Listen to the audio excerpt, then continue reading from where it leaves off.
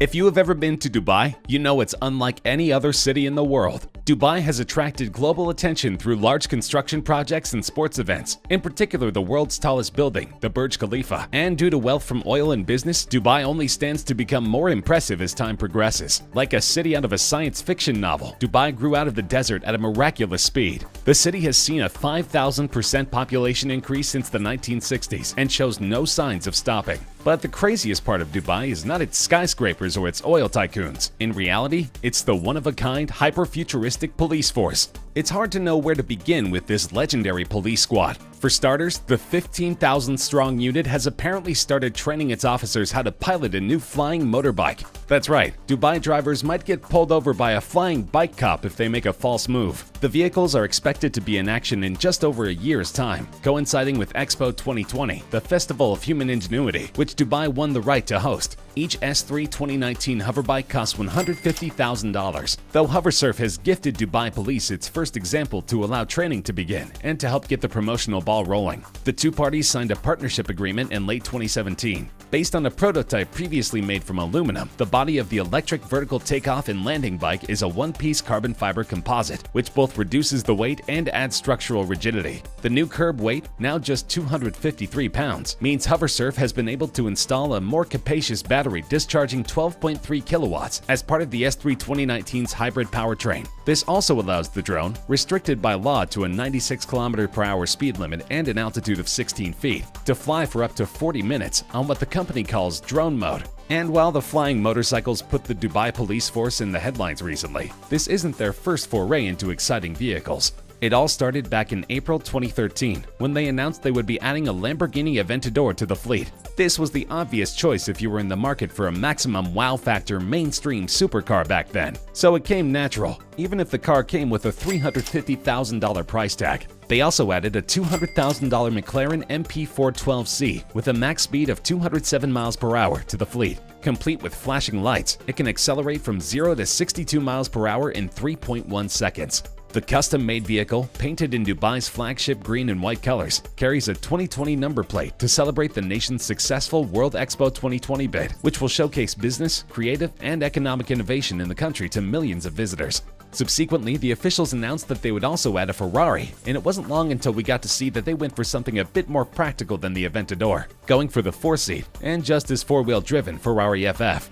To make things even more exciting, it was announced that the FF would only be driven by women. After seeing an Aventador and an FF dress up in the Dubai police uniform, the news that they were also getting a Mercedes-Benz SLS AMG and a Bentley Continental GT didn't shock anybody. Most of those who reported it didn't even bother to mention it was the V12 model, not the V8. The cars cost $150,000 and $200,000 respectively. The next choice was rather unexpected, with the Dubai police force welcoming one of the 77 units of the Aston Martin 177, which comes at a cool $1.9 million. The Chevrolet Camaro SS that followed afterward may have seemed like a joke coming after all those big names, but it's still cooler than most police cars on planet Earth and costs 50 grand.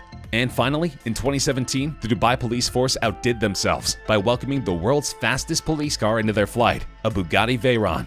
The car has quickly become the flagship of the fleet, with a staggering top speed of 253 miles per hour. Its 16-cylinder engine produces 1,000 horsepower, sending it from 0 to 60 miles per hour in just 2.5 seconds. The previous record holder belonged to the Italian police force, the Lamborghini Gallardo LP560-4, which has a top speed of 230 miles per hour. The Veyron costs more than $1.7 million, and officials report that it cost $20,000 just to get the oil changed in this luxury machine. But Dubai's police superfleet isn't used for high-speed chases down Sheikh Mohammed bin Rashid Boulevard, or very many police duties at all for that matter.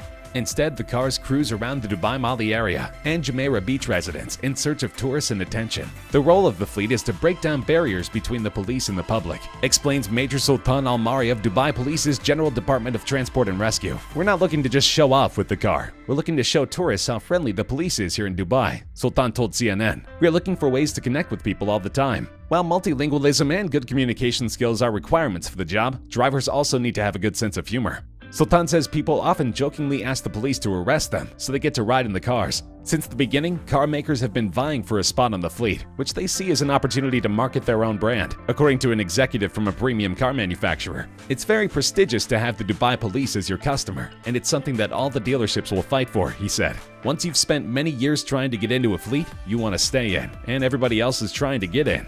When it comes to selecting the cars, Sultan explains that the Dubai police looks for cars that are making a buzz in the media. But in addition to speed, its strategy is to have hybrid or electric cars make up at least 25% of government fleet cars by 2030.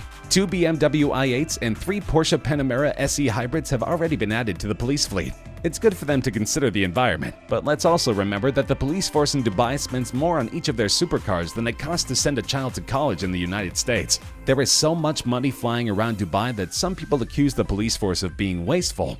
In fact, a general in the Dubai police force makes only about $25,000 a year, and a cadet only makes between $10,000 to $15,000 a year. Needless to say, even if the police force pooled all of their salaries, they couldn't buy any of these luxury cars anytime soon. However, the Dubai police force strives to be the most progressive of all Arabic police forces and aims for high education standards amongst its personnel. The force was the first to use many new law enforcement techniques, including electronic fingerprinting and DNA testing. The force was also the first to use GPS systems to locate stolen vehicles. The force has announced that it plans to deploy its first robot police officer by May 2019, and that their ambition is to have 25% of the force consist of robotic officers by 2030, as well as to operate a smart police station that won't require human employees. In addition, the force was the first to create a human rights department, as well as the first to employ a community policing program. As part of their futuristic image, they have poured millions of dollars into the General Department of Artificial Intelligence. This department is another integral part of the police force, as well as being the most recent department to be created. It was established in 2001 as part of the aims of Sheikh Mohammed bin Rashid Al Maktoum, Prime Minister of the United Arab Emirates, to form a totally electronic government. In 2008, 30% of UAE nationals were assigned to the work in the e-services department to fulfill their duty. In 2014, Director General Khalid Nasser Al-Razouki introduced Google Glass to the police force to issue fines and identify wanted cars. In 2018, the department was renamed to correspond to the new government direction toward artificial intelligence. But despite their efforts to move into the 21st century, the police department has been at the center of numerous controversies. The police in Dubai have long been accused of brutality, including the practice of torture leading to serious injury as well as death. In 2011, British tourist Lee Bradley Brown was arrested by the Dubai police and died in prison after 6 days of custody in a controversial manner. Police have arrested many people in recent years for posting humorous or satirical videos on the internet.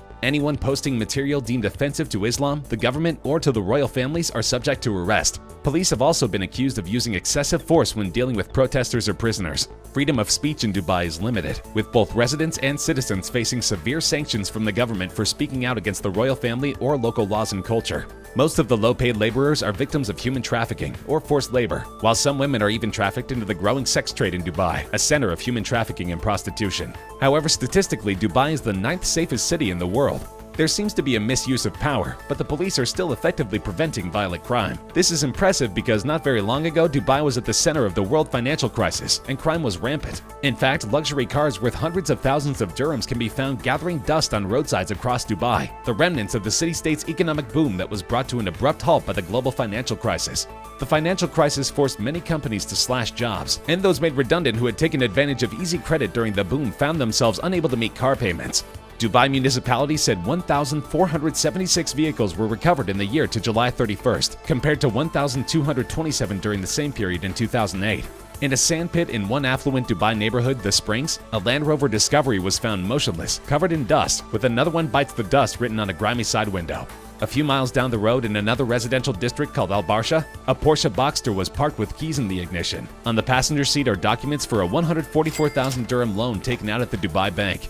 The number of vehicles that have been abandoned in Dubai have become the stuff of urban legend, with rumors of thousands of cars being dumped at the airport, as debt-laden, high-flying execs flee the emirate after losing their jobs in the global financial crisis. But those times didn't last long, and now Dubai is back on top. The city-state is easily one of the world's fastest-growing economies. Dubai's gross domestic product is projected at US $107 billion, with a growth rate of 6.1% in 2014. Although a number of core elements of Dubai's trading infrastructure were built on the back of the oil industry, revenues from oil and natural gas account for less than 5% of the Emirates' revenues. It's estimated that Dubai produces 50,000 to 70,000 barrels of oil a day and substantial quantities of gas from offshore fields. The Emirates' share in the UAE's total gas revenues is about 2%.